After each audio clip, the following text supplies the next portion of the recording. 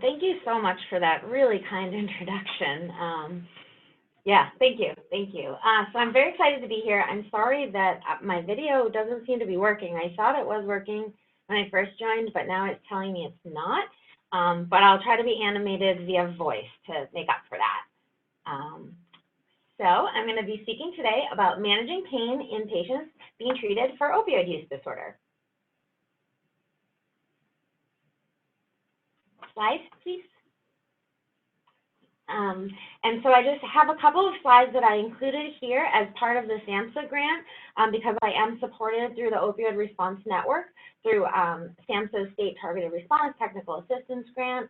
So we don't need to go through these slides, but I wanted to include these as part of that grant and for you to have them as for your reference.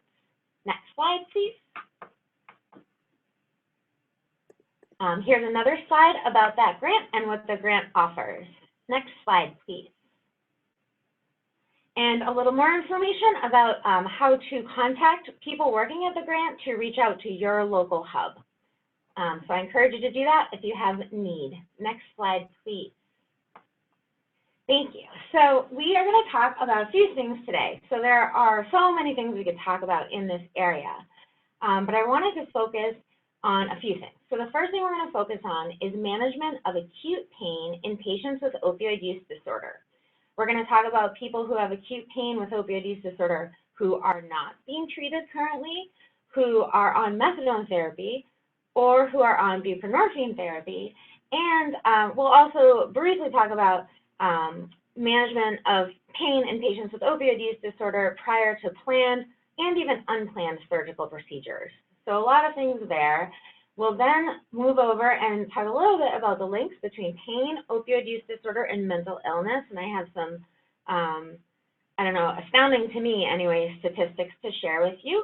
And then finally, we'll talk about the management of chronic pain in patients with opioid use disorder.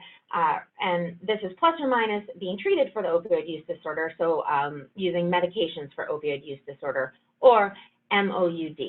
And I want to, as a side note, point out that this is becoming the preferred terminology and largely replacing what we used to say as MAT. So we used to call it medication-assisted therapy, which sort of really implies that medication is assisting the primary role. And we know that the best standard evidence is that medications are gold standard, but also B, to reduce stigma, we really should be talking about this the way we talk about other diseases.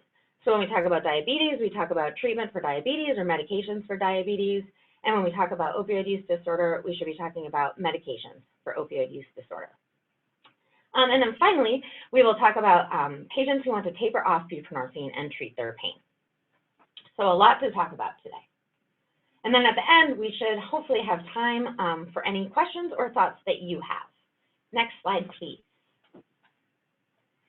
So I want to set the stage here. So the treatment of pain in patients with substance use disorders, there are a lot of barriers and a lot of challenges that still exist, although I think we are moving in the right direction. So starting to unpack some of these barriers and challenges, there's a lot that center around rapport, communication, fear. So specifically, providers are fearing deception, fearing that patients are maybe going to try to get something out of them, or are maybe opioid seeking, or maybe are going to lie about things. And patients are fearful. Patients fear being mistreated. They fear being punished, or fear having poor medical care if they talk about maybe having a relapse, or talk maybe more truthfully about some of their substances and other things that are going on in their life. And sometimes patients have experienced even outright ridicule. And so patients are very fearful of that. So there's a lot of fear on both sides, which really escalates sort of, the adrenergic nervous system, right? So tensions are high.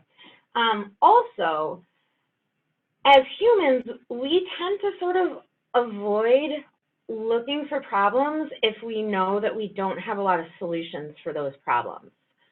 So Providers might avoid looking or intervening where there are areas of uncertainty, and there are a lot of areas of uncertainty when it comes to opioid use disorder in general, and then as it relates to pain treatment in the context of opioid use disorder. And then finally, there is no standard approach to pain management, and when there's no standard approach, practice varies dramatically, and we see this. We see this in the outpatient side and the inpatient side all over the place. And this is not just a Maine problem, this is a national problem. I am happy to share that that is changing, and there are becoming more standards that are emerging, and we'll talk about those. Next slide, please. So, first thing, acute pain should be treated. So it doesn't matter if your patient has an opioid use disorder or not, we should be treating acute pain. However, the presence of a substance use disorder, whether it's an opioid use disorder or otherwise, might impact the way that you treat the acute pain. It might impact the method and approach. In general, with every patient with acute pain, we should always be thinking about aggressive non-opioid and non-pharmacotherapy.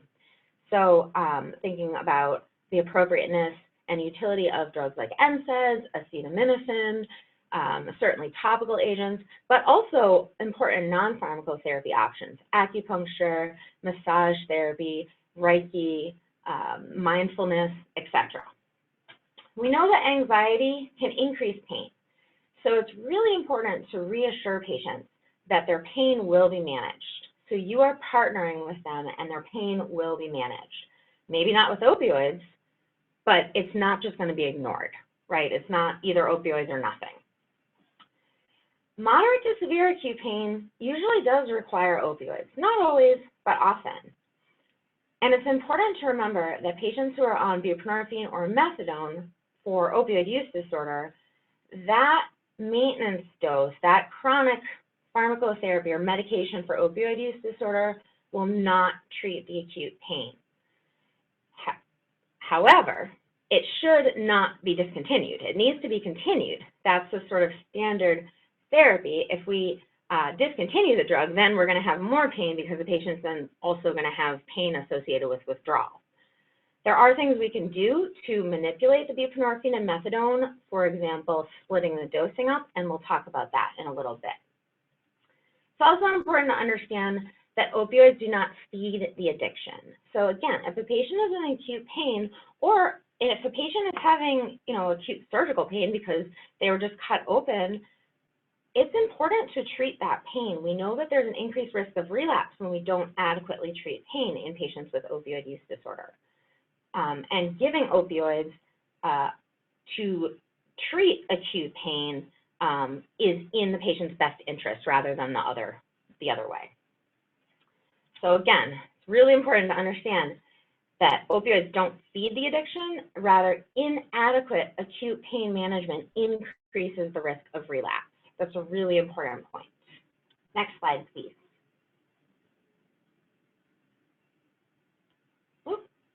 Can you go back one, please? Oh, sorry, no, go forward. Okay, so a few other things to understand, tolerance and hyperalgesia.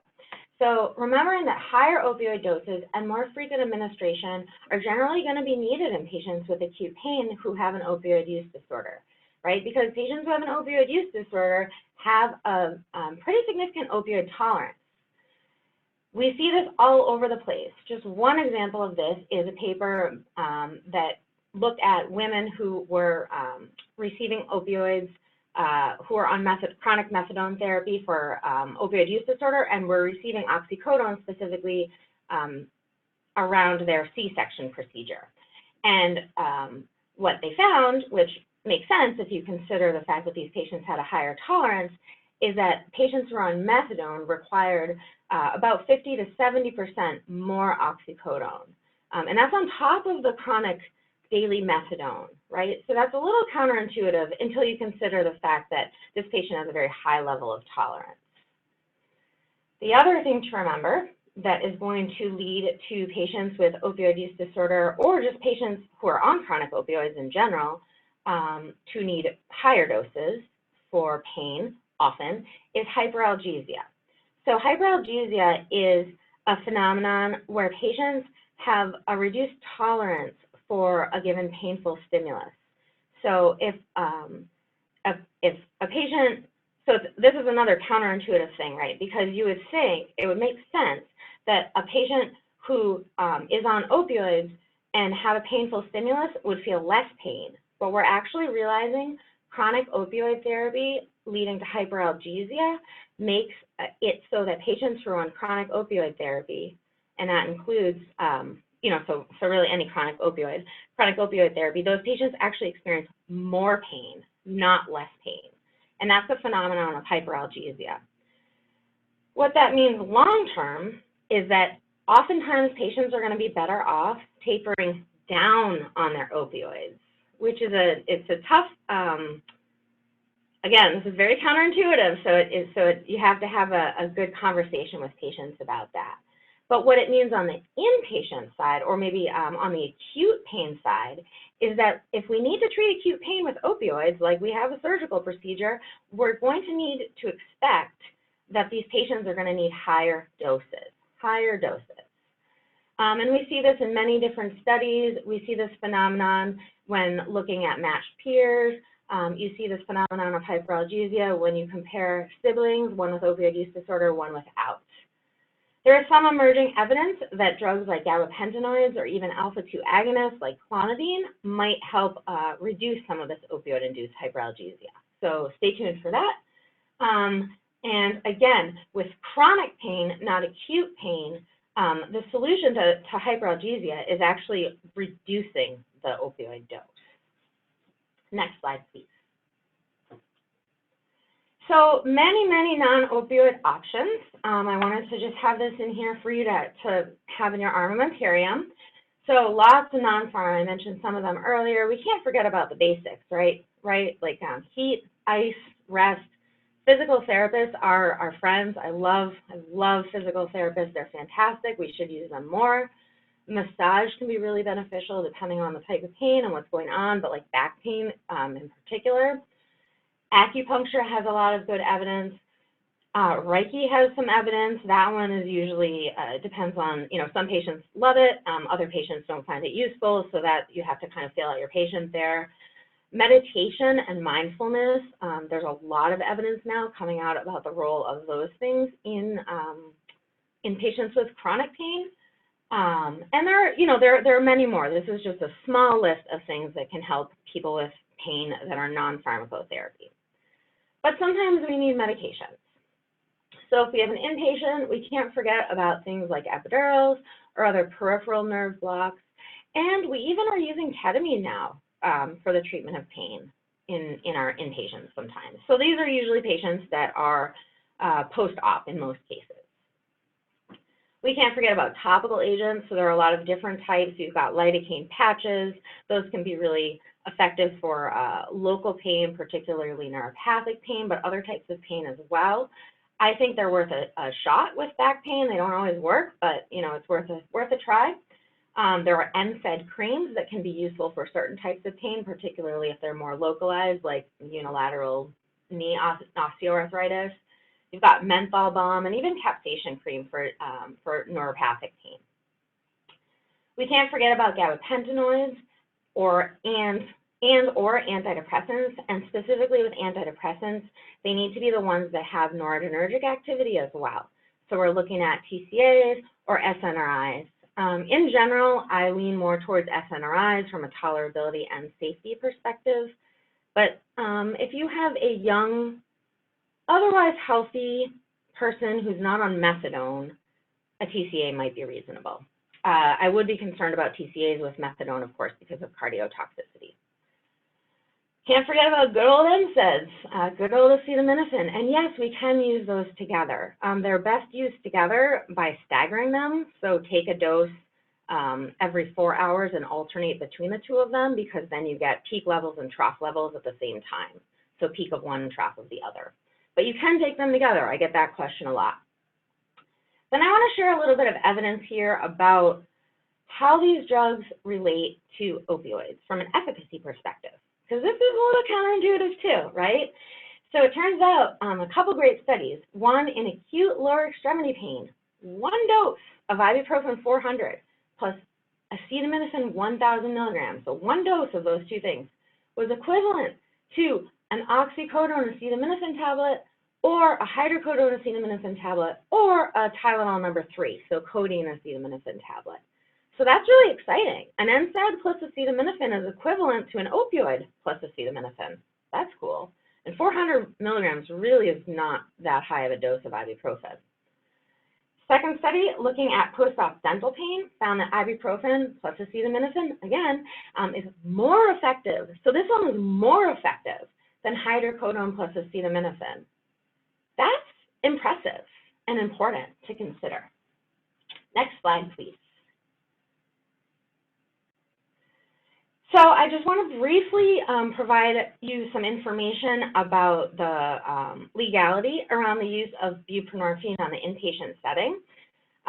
So this is a paper that was published a few years back now, and I just want to point out the underlined phrase here that says, any physician, and we'll broaden that and say any prescriber can prescribe buprenorphine in the acute care setting for withdrawal.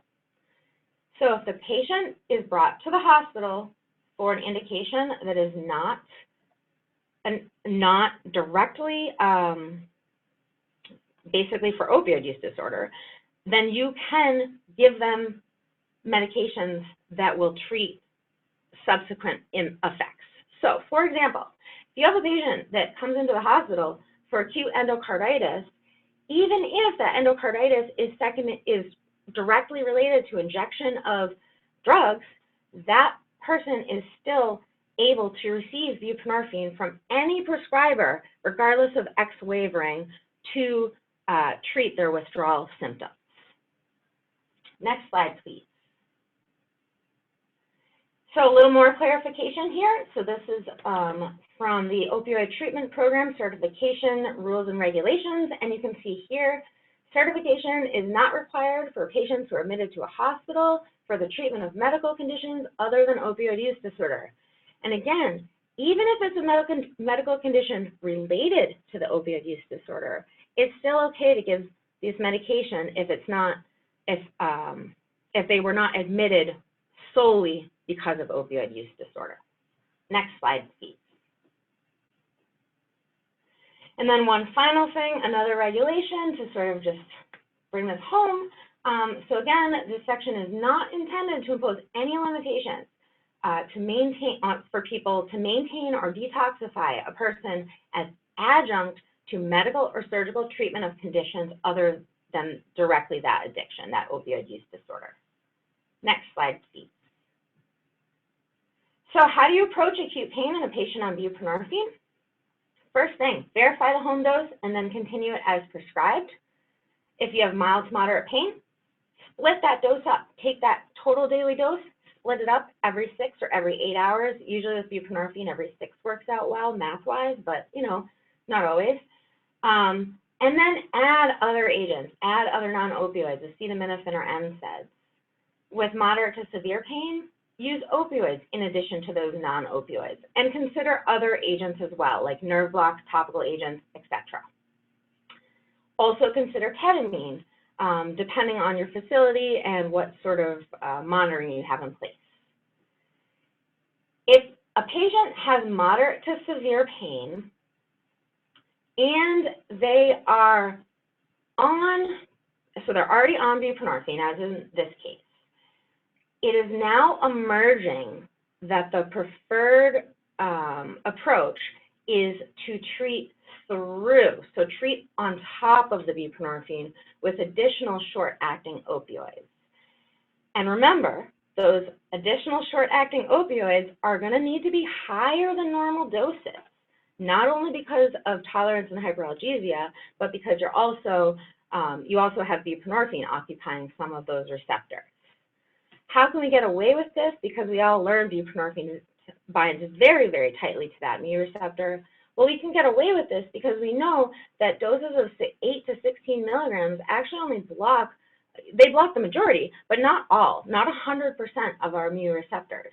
So there are still receptors that are open, and it does have an opportunity for short-acting agents to work. This approach is becoming the preferred approach and is largely replacing the previous approach, which was to discontinue the buprenorphine, treat with short-acting agents, and then reinduce the buprenorphine. Next slide, please. So here is some data. Again, this is counterintuitive because so it would make sense. You would think, okay, if patients are on buprenorphine, then we would need even more opioids. And actually, in this study, what they found is patients who were on methadone and buprenorphine for opioid use disorder, who were treated through with those agents, rather than having those agents stopped or held, required fewer doses and less amounts of opioids with surgical procedures. So let me say that again. In this study, they had patients who were on either methadone or buprenorphine, and some of the patients had their methadone or buprenorphine continued, and the other groups had the methadone or buprenorphine stopped. And the patients who actually continued required less amounts of opioids than the other groups. Next slide, please. So again, emerging evidence regarding buprenorphine in perioperative settings. In patients with significant potential for relapse, such as those with a recent history of opioid use disorder, discontinuation of buprenorphine should have a strong rationale supported by patient and surgical preferences. So again, that is discontinuation of buprenorphine is now becoming less preferred in this situation. Next slide, please. So what do? Well, this is one algorithm that's been published, and our main opioid advisory committee is actually working on this topic. So stay tuned for that in the state of Maine. But in the meantime, this is an algorithm that I think is a good place to start and to adopt, at least right now. It's the best evidence that I've seen in this area. So reduce the dose of buprenorphine to 8 milligrams per day and treat through with short-acting opioids. Next slide, please. If you have a patient on methadone, very similar, verify the home dose, check QTC because many other drugs impact that. Treat mild to moderate pain the same way, split the dose of methadone and add on other non-opioids. Can you hear me? My phone is talking to me. I don't know if you guys can hear me. With moderate to severe pain, you want to keep the patient on methadone, add short-acting opioids at higher doses, and probably also reduce intervals, so maybe Q4 hours instead of Q6 hours. Add other non-opioids and consider ketamine. Next slide, please. So chronic pain is complex and mental health care is really essential. These are the statistics that I promised you earlier. So 2/3 of patients with opioid use disorder have chronic pain. Mental illness is very highly correlated with opioid use disorder. So you can see 60% of people with substance use disorder have comorbid mood disorders and 43% have anxiety disorders. Patients with mental illness and opioid use disorder have less robust and evidence-based treatment of their mental illness, which further complicates this. 1 in 5 people with serious mental illness do not get adequate treatment for that if they have a comorbid opioid use disorder. And chronic pain is much more likely in patients with mental illness, either with depression, bipolar disorder, or a little bit with schizophrenia. So you can see it's a bidirectional relationship with all 3 of these points. Next slide, please. So management of chronic pain in patients with opioid use disorder, so similar to those without opioid use disorder. So we want to consider methadone for, that should say opioid use disorder, for long-term opioid use disorder and pain treatment to minimize the risk of hyperalgesia, because there is some evidence that shows methadone is less likely to do that. Absolutely want to prescribe take-home naloxone. Strongly consider our antidepressant options.